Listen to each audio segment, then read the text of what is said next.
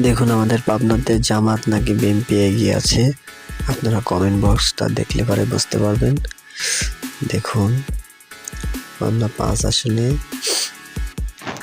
Principal Iqbal sir আর এদিকে দাঁড়াইছে আছে শিমুল বিশ্বাস। তো আপনারা দুইজনকে দেখুন, আসলে মানুষের মনের কথা আসলে দেখুন সরাসরি তো কেউ বলতে পারতেছে না। তো দেখুন ইনশাল্লাহ সব জায়গাতেই বেশিরভাগ দাঁড়িপাল্লার জনপ্রিয়তা আসলে এবার অনেক বেশি। আসলে কি বলবো, একসময় বিএনপির জনপ্রিয়তাও বেশি ছিল, কিন্তু তাদের নেতাদের জন্য তাদের জনপ্রিয়তা হারিয়ে ফেলেছে। তাদের এমন নেতার এমন কথা, যে কথার কারণে তারা ভোটগুলো হারিয়ে ফেলেছে। দেখুন এক জায়গায় যদি ধানের শীষ বলে, তার 2-3 জায়গায় বলা আছে দাঁড়িপাল্লা।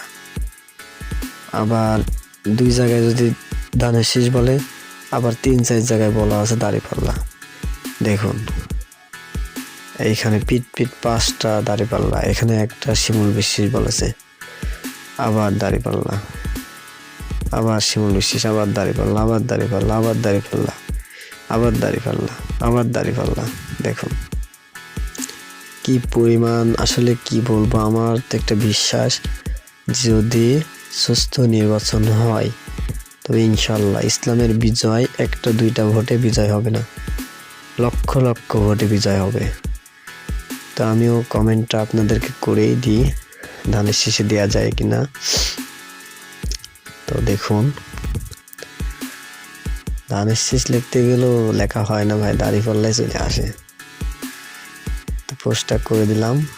আমার আইডি 1,000,000 ইনামুল হক 24, এটা হচ্ছে আমার আইডি।